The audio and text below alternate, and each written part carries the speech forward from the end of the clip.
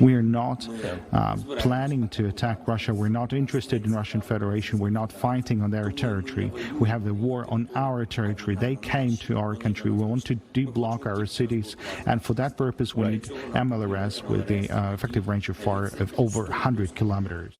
All right, that's Ukrainian President Volodymyr Zelensky during an exclusive interview with Newsmax and Rob Schmidt. It aired last night during Schmidt's show. Zelensky explaining why he needs those long-range rockets to repel Russian invaders. Zelensky also said that Ukraine is losing between 60 to 100 soldiers per day in that war.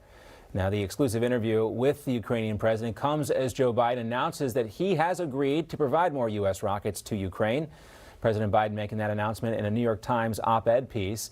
He stressed that Russia's invasion of Ukraine will eventually end through diplomacy, but right now, the United States still must provide more weapons to give Ukraine leverage at the negotiating table. Meantime, the Russians continue to advance in the Donbass region in eastern Ukraine. For more on that, let's welcome in the host of Wake Up America Weekend, Carl Higbie, who is live in Kyiv. Carl, great to see you. Hey, John, good to see you too. We were talking a little bit about those rockets.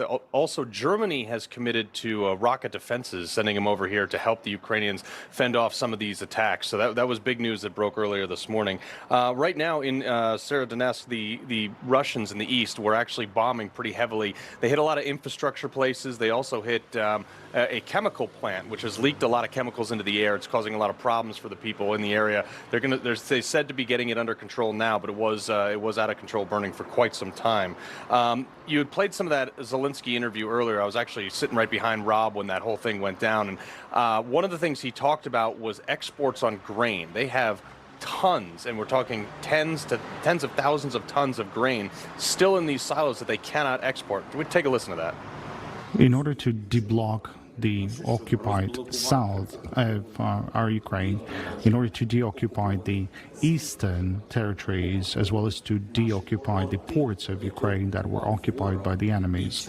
And through those ports, we could be exporting million tons of grain. Otherwise, we might face a food crisis. Currently, 22.5 million tons of grain are blocked by Russia. In order to deblock this territory with an exit to the sea, with an exit to water, with an exit to our people, we need to fight, and we need to have weapons with effective range of fire of 120, 140 kilometers. Without the MLRS, this is something that is absolutely impossible. And that is why we've requested from the European Union, from the European countries, from the United States, from the President directly, from the White House, we're requested to have those weapons. Yeah, that was it was interesting to hear him talk about all those things, and especially how badly they need to get this grain out given the global food crisis on that. Also, the other thing that people are talking about, they've been talking about it for a few days here, but it's become a little bit more real. We actually had an air raid siren go off a little while ago, that there is a potential of a Russian reoffensive from the north coming from Belarus. They've said to be gathering more troops and formations up there, so we're going to be following more on that, John. An important reminder, Carl, this thing is nowhere near over yet. Good to see you. Stay safe. Carl Higbie for us live in Kyiv, Ukraine. Thanks, Carl.